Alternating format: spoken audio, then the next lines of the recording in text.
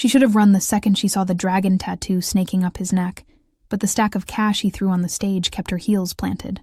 Now she was alone in his penthouse, and the most feared Mafia boss in Korea just locked the door behind them.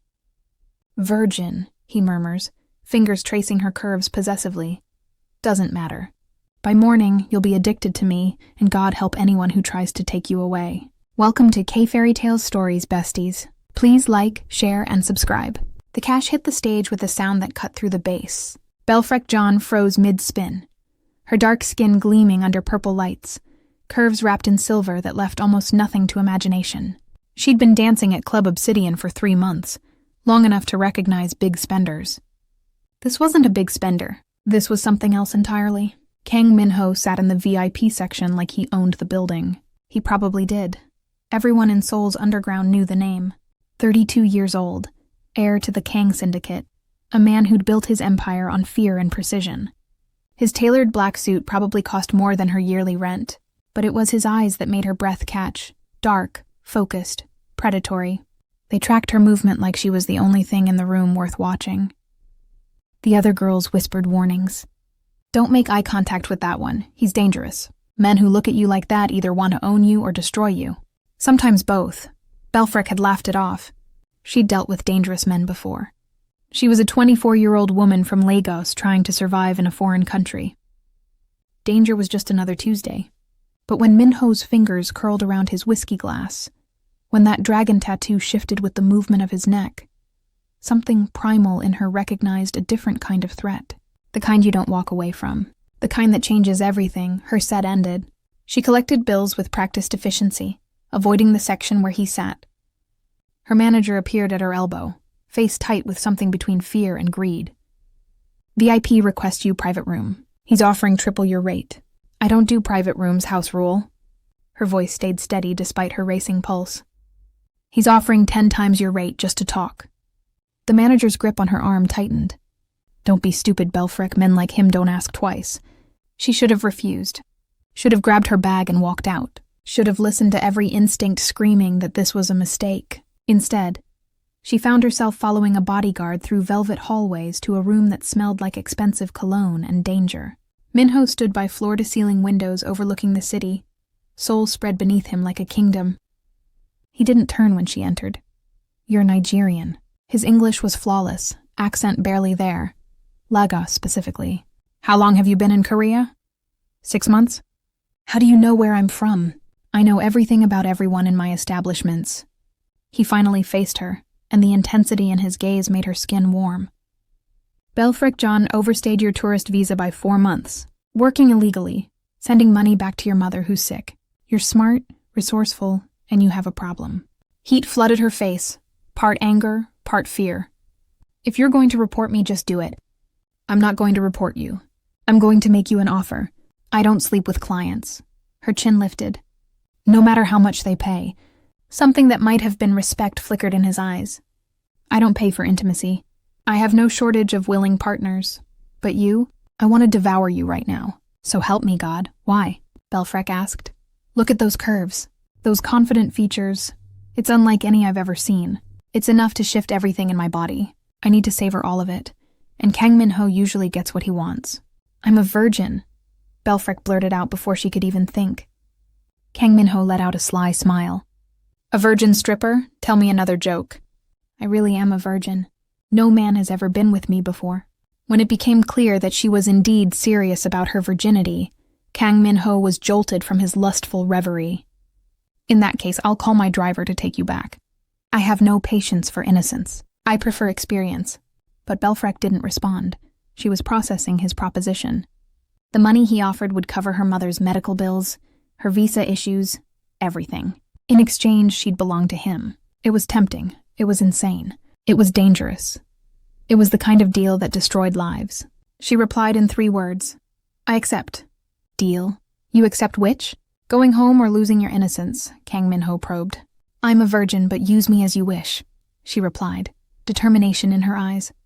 Min-ho's control shattered like glass. The professional mask he wore, the careful distance he maintained, everything dissolved the moment those words left her lips. "I'm a virgin, but use me as you wish." He crossed the room in 2 strides, catching her wrists. Stop. You don't know what you're offering. I know exactly what I'm offering. Belfrek met his gaze without flinching. You want me. I need what you can give me. We both get what we want. This isn't a transaction. Minho's grip tightened slightly. If I cross that line with you, there's no going back. I don't do gentle, I don't do sweet. And I sure as hell don't do temporary. Then don't. Her voice dropped to a whisper. Make it permanent, make it forever. Just don't send me away. You have no idea what you're asking for. Then show me. The kiss that followed was nothing like the romance novels Belfrek had read. It was consuming, possessive, a claiming that left no room for doubt about who was in control. Minho's hands tangled in her hair, angling her head exactly how he wanted it, demanding everything she offered and more. When he finally pulled back, they were both breathing hard. Last chance, he said against her lips. Walk away now and I'll forget this happened. I'll send you home with enough money to solve your problems. But if you stay, if you give yourself to me, you become mine. Not just tonight, not just your body. All of you. Belfrek's hands found the buttons of his shirt, fingers trembling slightly but determined. I'm already yours. I think I have been since the moment you looked at me on that stage. Minho caught her hands again, bringing them to his lips. Then understand this, once I have you, I don't share. I don't let go. Men will look at you and know you belong to me. You'll wear my marks, you'll carry my scent. And if anyone tries to touch what's mine, I'll destroy them. The possessiveness in his voice should have scared her. Instead, it sent heat pooling low in her belly. Promise? His laugh was dark, dangerous. Oh, you have no idea what you've just unleashed. He lifted her effortlessly, carrying her through the penthouse to a bedroom that screamed wealth and power. The bed was massive, covered in black silk sheets. Floor-to-ceiling windows overlooked the city, but Minho pressed a button that darkened them to privacy glass. He set her down with surprising gentleness, then stepped back. His eyes raked over her, hot and hungry. Take off the rest, slowly. I want to see every inch of what's about to become mine. Belfrek's hands shook as she reached for the clasp of her top. The silver fabric fell away, revealing curves that made his jaw clench. Minho watched with an intensity that made her skin burn, but he didn't move, didn't touch, just watched with eyes that devoured every inch of her. When she stood before him completely bare, vulnerable and exposed, Minho's control was hanging by a thread. She could see it in the tension of his shoulders, the clench of his jaw, the way his hands fisted at his sides. Lie down, he commanded, in the center of the bed. Belfrek climbed onto the silk sheets, hyper-aware of every sensation. The cool fabric against her heated skin, the weight of his gaze, the thundering of her own heartbeat. Minho removed his shirt with economical movements, revealing a body that made her breath catch. Lean muscle, defined abs, that dragon tattoo that started at his neck and wound down his shoulder and chest, scars that told stories of a violent life. He was beautiful and terrifying in equal measure. When he joined her on the bed, his body covered hers, skin against skin for the first time. You're shaking, he observed, his voice softer than she expected. I'm nervous. Good, you should be. His hand traced down her side, learning the landscape of her body. But I'll take care of you, I promise. What followed was an education in pleasure and passion. Minho kept his word. He wasn't gentle, but he was mindful of her inexperience. He took his time exploring her body, learning what made her gasp, what made her arch into his touch, what made her cry out his name. He brought her to the edge again and again, building her desperation until she was begging for him without words. When he finally claimed her completely, the brief moment of discomfort quickly gave way to something far more intense. Minho moved with controlled power, watching her face, adjusting until he found the rhythm that made her lose her mind. He drove into her with increasing intensity, each movement deliberate and deep, marking her in ways that went beyond the physical. Mine, he growled against her neck. Say it. Tell me who you belong to. You. Her voice broke on the word. I belong to you. Damn right. His pace increased, chasing both their releases. All mine. No one else gets to touch you. No one else gets to see you like this. The possessiveness pushed her over the edge. Her body clenched around him as waves of pleasure crashed through her, stronger than anything she'd imagined. Minho followed moments later, his own release shuddering through him as he buried himself deep. They stayed like that for long moments, both breathing hard, hearts pounding in sync. When he finally withdrew, Belfrek winced slightly at the unfamiliar soreness. Minho noticed immediately. "Bath," he said, lifting her carefully. "Then food. Then we're doing that again. But I'll take my time. Make sure you enjoy every second." "Again?" Belfrek's eyes widened. "Tonight? Tonight. Tomorrow. Every day until you understand that you're mine now." His lips found hers, surprisingly tender. "And I take care of what's mine."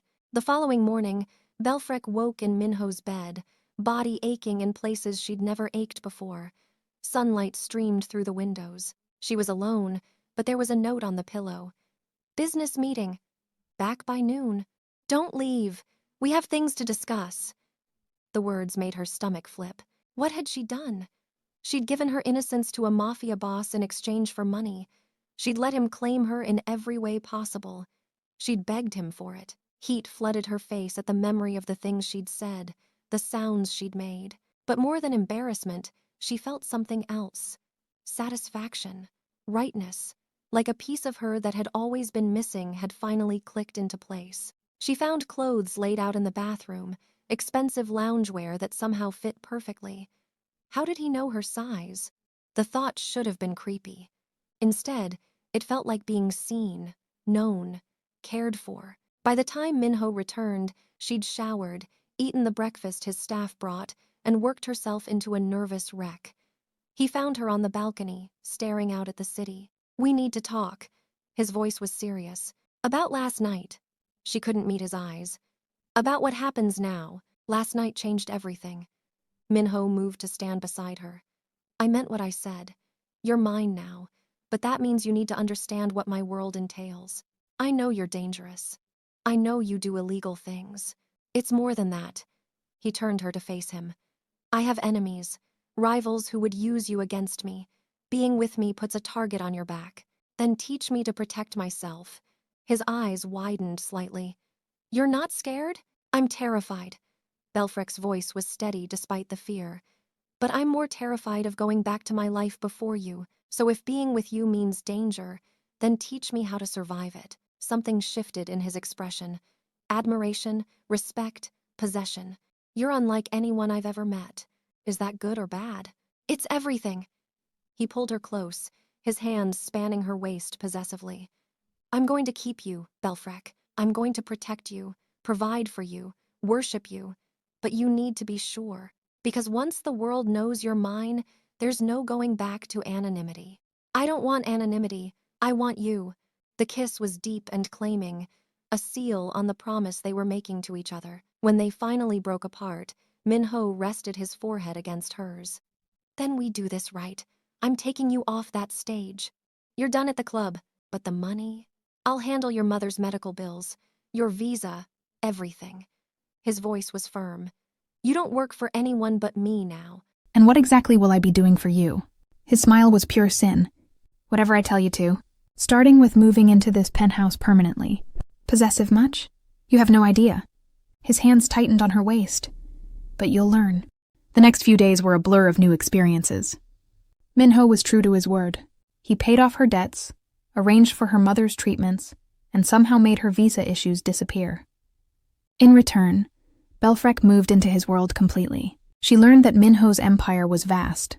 Real estate, shipping, entertainment, all legitimate fronts for less legal activities. She met his inner circle. Park Tae-hyun, his second-in-command, who looked at her with barely disguised suspicion. Choi Jin-woo, his tech expert, who seemed amused by his boss's sudden obsession. And Lee Seo-jun, his enforcer, who simply nodded acceptance. "You're really keeping her?" Tae-hyun asked in Korean, not bothering to lower his voice even though they all sat in Minho's office. Belfrek's Korean wasn't perfect, but she understood enough. She watched Minho's expression harden. "She stays." The words carried absolute authority. "And you'll treat her with the same respect you show me. Understood?" Taehyun's jaw clenched, but he bowed his head. "Understood." Later, Belfrek confronted Minho about it. "They don't think I belong here. They don't know you yet." He pulled her onto his lap, unconcerned. "Give them time. And if they never accept me, then they'll learn to hide it better." His hand cupped her face. "You're mine, Belfrek. That makes you untouchable. Anyone who disrespects you disrespects me. The possessiveness should have bothered her. Instead, it made her feel safe, protected, valued in a way she'd never experienced. That night, Minho took her to dinner at an exclusive restaurant. The kind where you needed connections just to make a reservation. Belfrek wore a dress he'd bought her, black and elegant, hugging every curve. Heads turned when they entered. They're staring. She kept her voice low.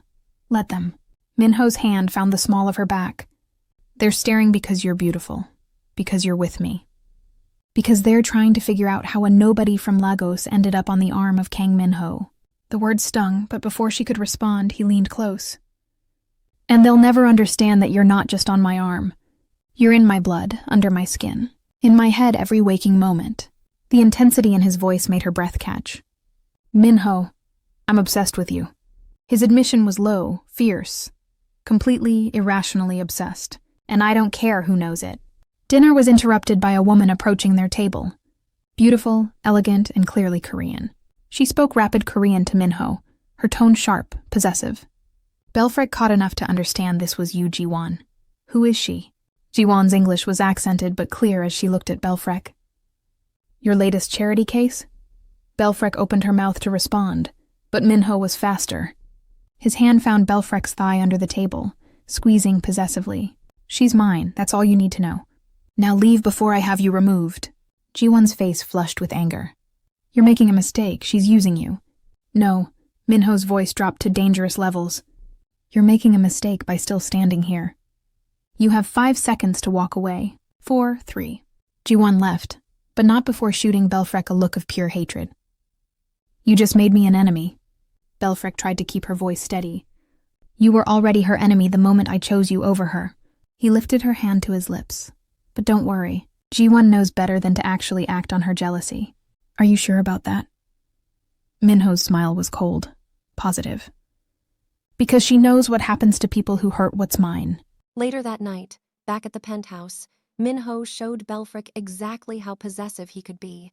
He took his time, proving that he'd memorized every sensitive spot, every sound that drove her wild. Their connection deepened with each touch, each kiss, each whispered word of possession and surrender. And when she finally came apart under his skilled hands and body, when she cried out his name in ecstasy, he looked at her with something that might have been love. Mine.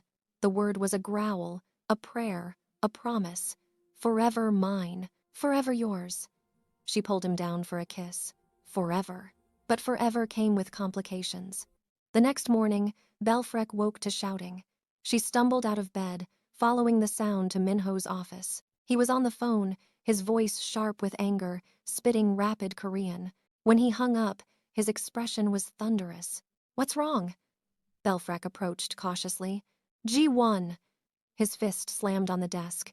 She's spreading rumors, telling people you're a prostitute I bought, that you're diseased, that I'm embarrassing my family by parading you around. Belfrek's stomach dropped. What are you going to do? What I should have done years ago. His voice was cold. Destroy her credibility completely. Minho. No. He crossed to her, hands gentle despite the rage in his eyes. She went after you. That's unforgivable. By tonight, UG1 will be ruined socially, financially, and professionally. And everyone will know it's because she insulted what's mine. That seems excessive. That's justice. He kissed her forehead. No one hurts you without consequences. But instead of feeling protected, Belfrek felt the first stirrings of unease. This power Minho wielded, this absolute control, it was intoxicating. But it was also terrifying. What happened when that power turned on her? What happened if she ever wanted to leave? The thought chilled her. Because deep down, she knew the answer. Minho wouldn't let her go. Not now. Not ever. She'd traded one cage for another, except this cage was gilded, and the man holding the key looked at her like she was oxygen.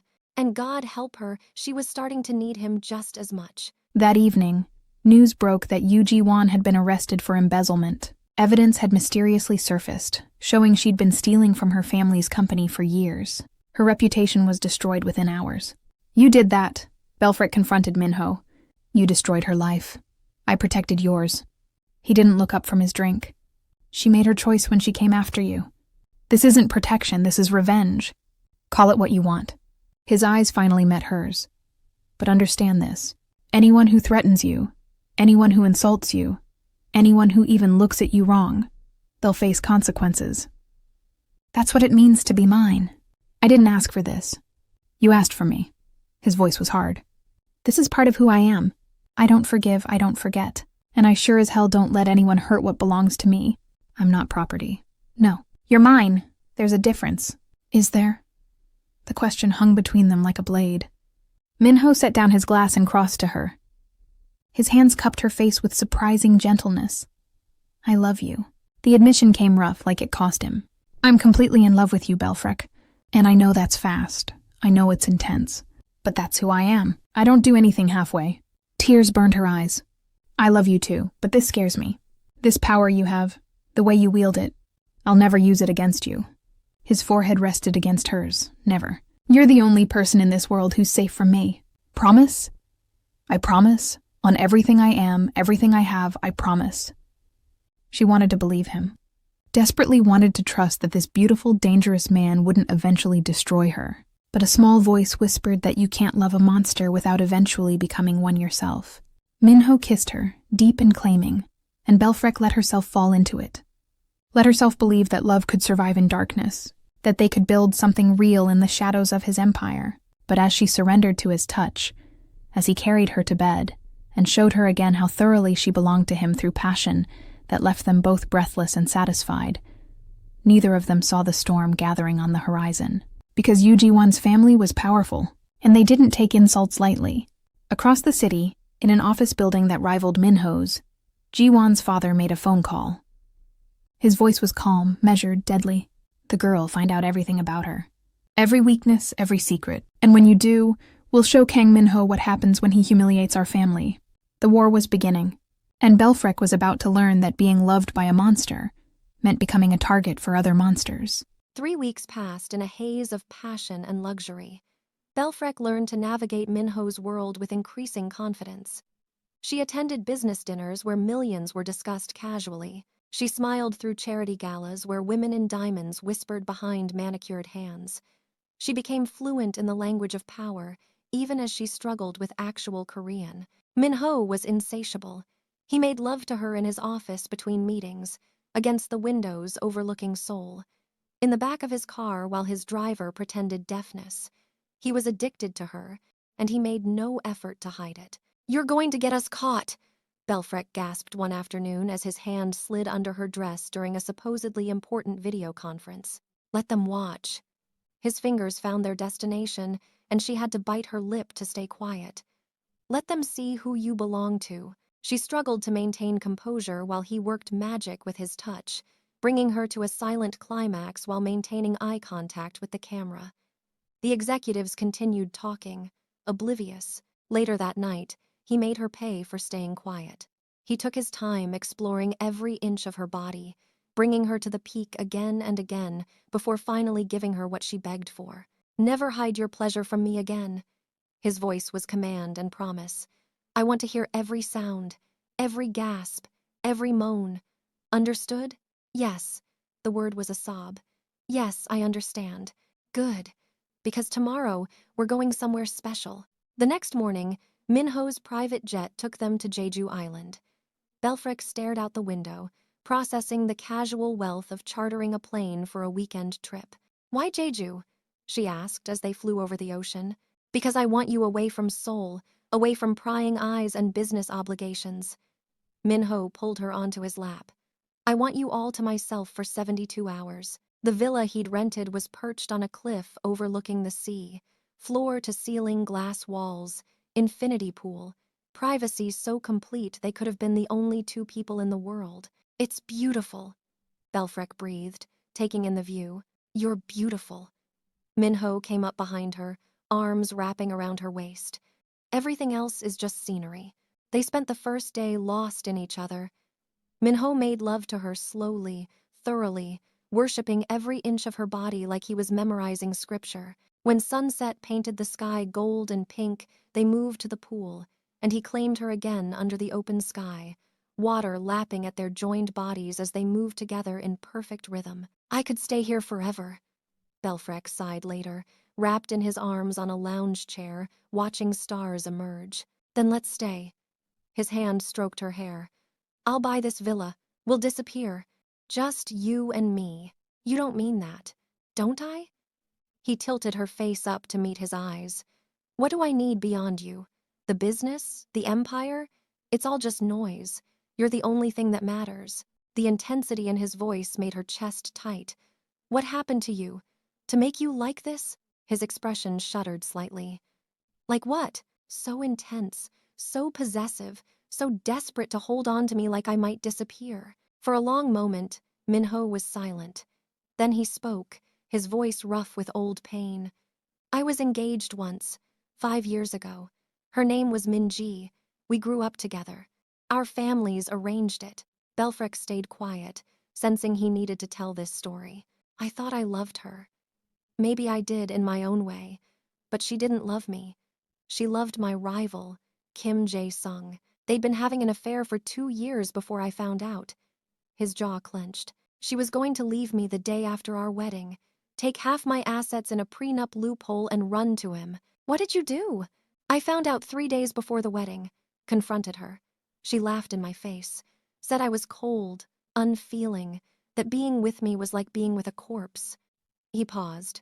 She wasn't wrong. I'd never really let myself feel anything, never let anyone close enough to matter. And Jae-sung? Dead within a week. Car accident. Very tragic. Minho's voice held no remorse. Minji disappeared to Europe. Last I heard, she married a banker in Switzerland. You killed him. Yes. His eyes met hers, unflinching. And I'd do it again. He tried to steal from me. He made me look like a fool, and he paid the price. Belfrek should have been horrified, should have seen this as the red flag it was. But instead she found herself asking, "Do you still love her?" Minho's laugh was bitter. "I never loved her. I see that now. What I felt for her was ownership, obligation, habit. Nothing like what I feel for you. And what do you feel for me? Everything." His hand cupped her face. Terror that you'll realize you can do better. Rage at the thought of anyone else touching you. Desperation to keep you close. Obsession that borders on madness. He kissed her softly. "You've ruined me for anyone else, Belfrek. Completely and irrevocably ruined me." "Good," she pulled him closer. "Because you've ruined me too." They made love again under the stars, slow and tender, a claiming that went beyond physical. When Belfrek fell asleep in his arms, she felt safe, cherished, loved. She had no idea that back in Seoul, the Yu family's investigation into her background had just uncovered something devastating. The second day in Jeju started with breakfast in bed and lazy morning intimacy. They swam in the pool, made love in the shower, and spent the afternoon exploring the island. Minho was different here, relaxed, almost playful. He bought her street food from vendors and laughed when she got sauce on her nose. "This is the real you," Belfrek said as they walked hand in hand along the beach. "Not the cold Mafia boss. This, maybe," he pulled her close. "Or maybe this is who I become with you. Either way, I like it better." That evening, as the sun set over the ocean, Minho led her to a secluded part of the beach. Candles had been arranged in the sand, creating a path to a blanket and champagne. "What is this?" Belfrek's heart raced. Minho dropped to one knee, pulling a small box from his pocket. "I know it's fast, I know it's crazy, but I don't care." He opened the box, revealing a ring that caught the fading light. Diamond so large it seemed obscene. "Marry me, Belfrek. Be mine forever. Let me spend the rest of my life proving you're the best thing that ever happened to me." Tears streamed down her face. "Minho, say yes." His voice cracked slightly. "Please say yes." She should have said no. Should have pointed out they'd known each other less than 2 months. Should have recognized this for the possessive claiming it was. But looking at this dangerous man on his knees, vulnerability written across his face, she couldn't. "Yes," the word came out choked. "Yes, I'll marry you." He surged up, kissing her desperately, sliding the ring onto her finger. "Mine." The word was reverent. "Forever mine. Forever yours." They made love on that beach, waves lapping at their feet, the promise of forever sealed in gasps and moans and whispered declarations. By the time they returned to the villa, Belfrek was wearing his ring and carrying the weight of a decision that would change everything. The third morning in Jeju, Minho's phone wouldn't stop ringing. He ignored it until Belfrek insisted he answer. "What?" His voice was sharp. Then his expression changed, darkened. "When?" She watched his jaw clench, his free hand forming a fist. "Handle it, I'll be back tonight." He hung up and looked at Belfrek with barely controlled rage. "We need to leave, now." "What's wrong?" "The Yu family made a move. They've frozen several of my accounts, spread rumors that I'm under investigation for tax fraud, and they've sent people to the club where you used to work." "Why would they do that?" "Because they're looking for ammunition against me." His voice was ice. "And you're the most obvious target." The flight back to Seoul was tense.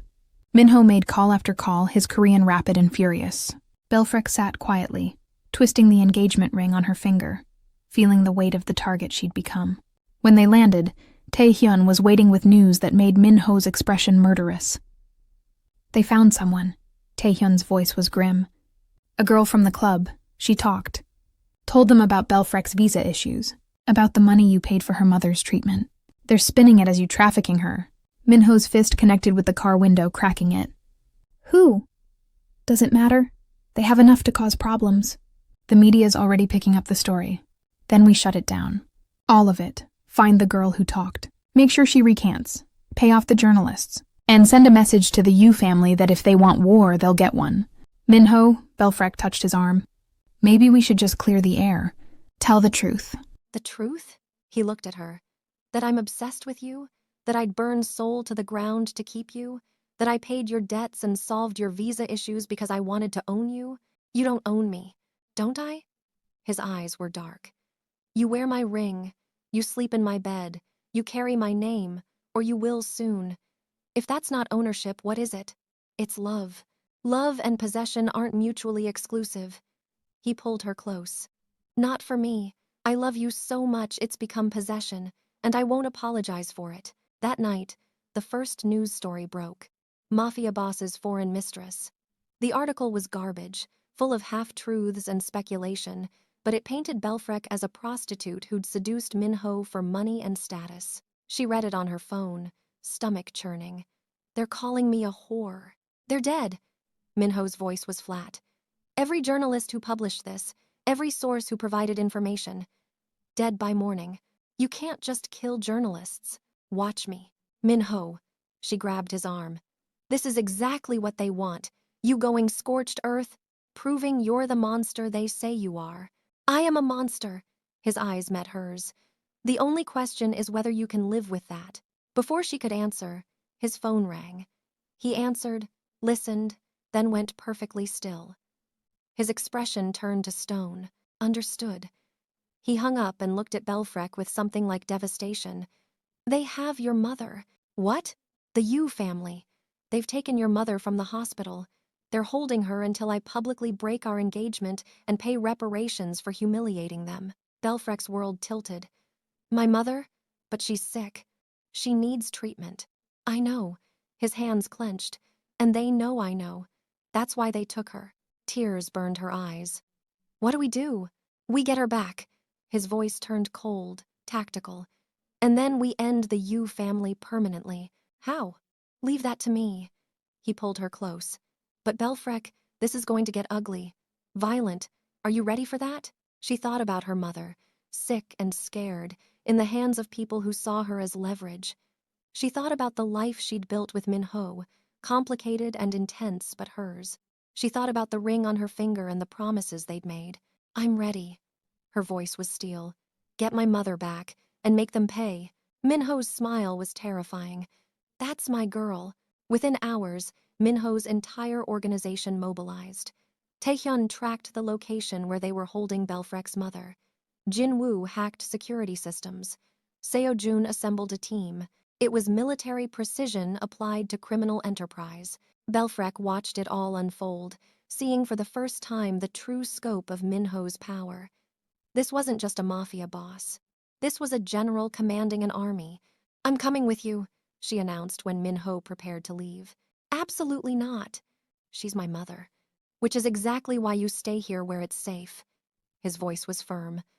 "I won't risk you." And I won't sit here while my mother's in danger. She met his eyes. You said I'm yours. That means you're mine too. We do this together or not at all. Stubborn woman. Possessive man. He pulled her into a fierce kiss. If anything happens to you, if you get so much as a scratch, I'll level the entire Yu family compound. Understood? Understood. The Yu compound was in Gangnam, a fortress of wealth and old power. Minho's team approached at midnight, professional and deadly. Belfrek wore a bulletproof vest that Minho had insisted on, her heart pounding as they breached the gates. The firefight was brief but intense. Minho moved through it like he was born for violence, every shot precise, every movement calculated. Belfrek stayed behind him, exactly where he'd told her to be, watching this man she loved become something cold and efficient. They found her mother in a basement room, tied to a chair, bruised but alive. Belfrek ran to her, tears streaming as she untied the ropes. Baby. Her mother's voice was weak. You shouldn't have come. I'll always come for you. Belfrek helped her stand. Always. How touching. A voice came from the doorway.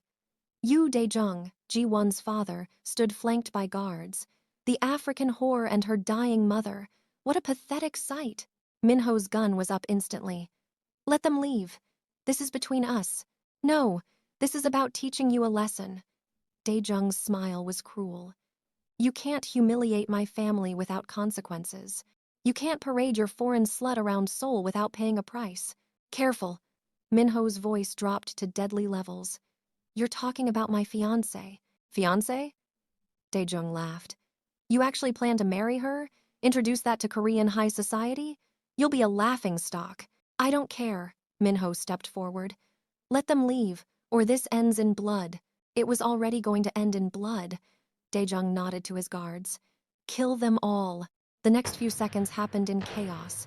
Guards raised weapons. Minho fired, dropping 2 instantly.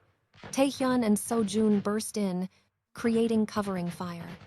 And Belfrek did the only thing she could think of. She threw herself in front of her mother as bullets flew. Pain exploded in her side. She fell, her mother screaming. Through blurring vision, she saw Minho's face transform into something inhuman. He didn't just fight, he became death itself. When the shooting stopped, every U-guard was dead. Daejung knelt, wounded, Minho's gun pressed to his head. You shot her. Minho's voice was emotionless. You put a bullet in the woman I love. It was meant for you. Daejung coughed blood. Then you should have had better aim. Minho pulled the trigger without hesitation. Belfrek! He was at her side instantly, hands pressing on the wound. His team called for medical evacuation, but his eyes never left her face. Stay with me. You hear me? Stay with me. Hurts, she gasped. I know, baby, I know, but you're going to be fine. You have to be fine. His voice cracked. I can't lose you. Not you. Her mother was crying, holding her hand. My baby, my strong baby. Love you, Mama. Belfrek's voice was fading. Love you both. Don't you dare. Minho's face was wet with tears. Don't you dare say goodbye. That's not allowed. You're mine, remember? Mine, and I don't let go of what's mine. The helicopter ride to the hospital was a blur. Minho held her the entire time, whispering promises and threats and prayers. When they finally got her into surgery, he had to be physically restrained from following. Taehyun held him back. Let them work. She needs them to work. Minho collapsed against the wall, Belfrek's blood covering his hands. If she dies, his voice broke. If she dies, I'll burn this entire city to ash. She's not going to die. Belfrek's mother sat beside him, her own injuries forgotten. She's too stubborn. Gets it from me. The surgery took 4 hours. 4 hours of Minho pacing, destroying a waiting room chair, and making calls that would reshape Seoul's underworld by morning. The Yu family was finished. Not just disgraced, erased. Their assets seized. Their name mud. Several family members fled the country. The rest faced criminal charges that Minho's lawyers ensured would stick. By the time the surgeon emerged, Minho had already rewritten the balance of power in Seoul, but none of it mattered compared to the words he needed to hear. She's stable. The surgeon looked exhausted. The bullet missed major organs. She'll need time to recover, but she'll be fine. Minho's knees nearly gave out. Can I see her? She's in recovery. Give it an hour. That hour was the longest of Minho's life. When he finally entered her room, Belfrek was awake, pale and hooked to machines, but alive and smiling weakly. You're crying. Her voice was raspy. Big bad Mafia boss is crying. Shut up. He took her hand carefully, mindful of the IVs. You scared me. Had to. She tried to laugh, winced. Keep you interested. You jumped in front of a bullet. His voice shook. You almost died, but I didn't. She squeezed his hand. We didn't. We won. We didn't win anything if I lost you. He pressed his forehead to their joined hands. Promise me. Promise me you'll never do something that stupid again. Can't promise that. Her fingers stroked his hair. If it's you or me, I'll choose you every time. That's not how this works. That's exactly how love works. She pulled his face up to meet her eyes. You'd do the same for me. He couldn't argue because she was right. I destroyed them. All of them. The Yu family is done. Good. Belfrek. They hurt my mother. They shot me. They tried to take you from me. She met his eyes. I'm glad they're destroyed. Does that make me a monster too? No. He kissed her forehead. It makes you mine. Recovery was slow but steady. Minho barely left Belfrek's side, conducting business from her hospital room, sleeping in an uncomfortable chair, refusing to go home even when she insisted. Her mother recovered quickly, and true to Minho's word, he moved her into a private facility with round-the-clock care. 1 month after the shooting, Belfrek was finally cleared to go home. Minho carried her into the penthouse despite her protests that she could walk. I've been waiting a month to have you back here. His voice was rough. Let me have this. He set her on the couch with infinite care, then knelt before her.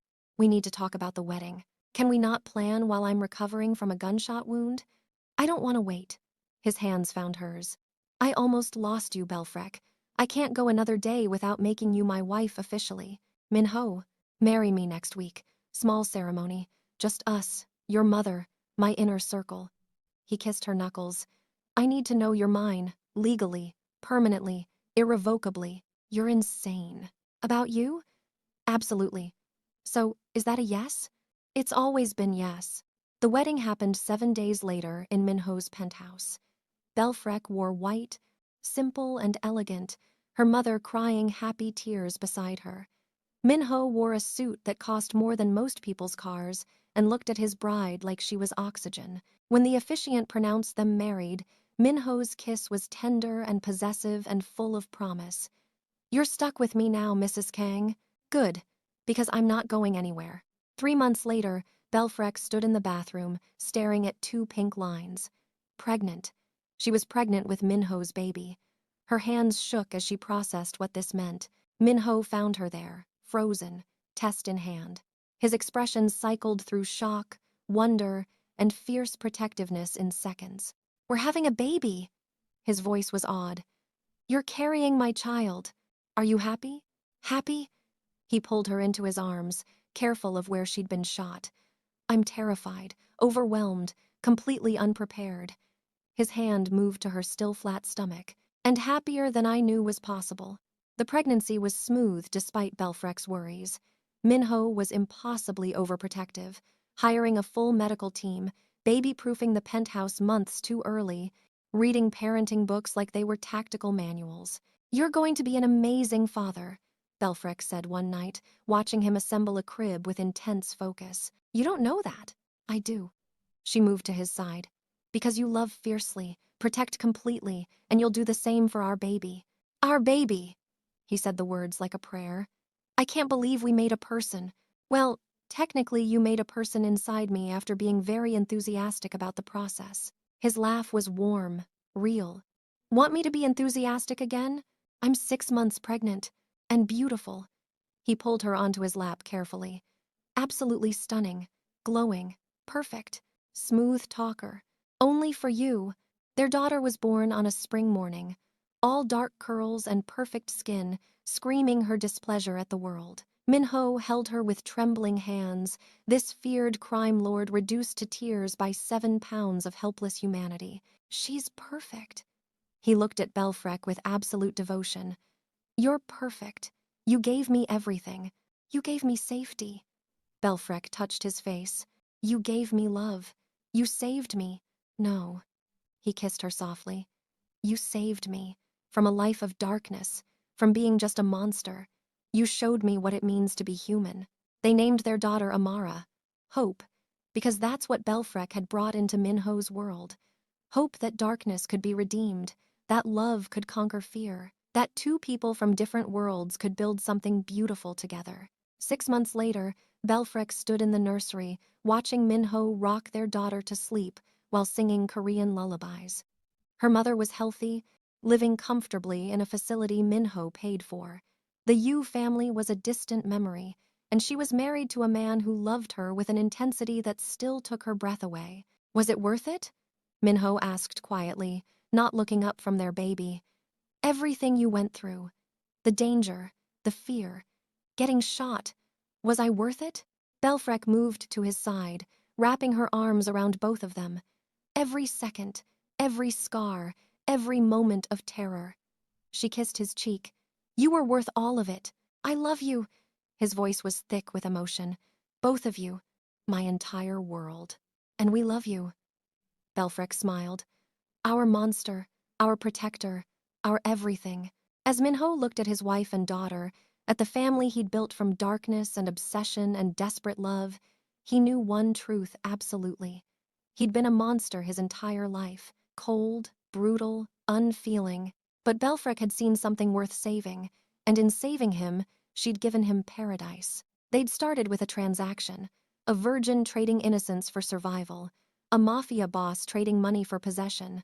But they'd built something real, something lasting, something that proved love could bloom even in the darkest soil. And as Seoul glittered outside their windows, as their daughter slept peacefully in her father's arms, as Belfrek leaned into the man who'd changed her life completely, they knew they'd found what they'd both been searching for. Home, safety, forever. The end. If you loved this story of obsession, possession, and redemptive love, please like, share, and subscribe to K-fairytales stories. Drop a comment telling us what you thought. Would you have accepted Minho's deal? Could you love a monster who loved you back? Share this with someone who loves dark romance with happy endings. Thanks for watching, and we'll see you in the next story.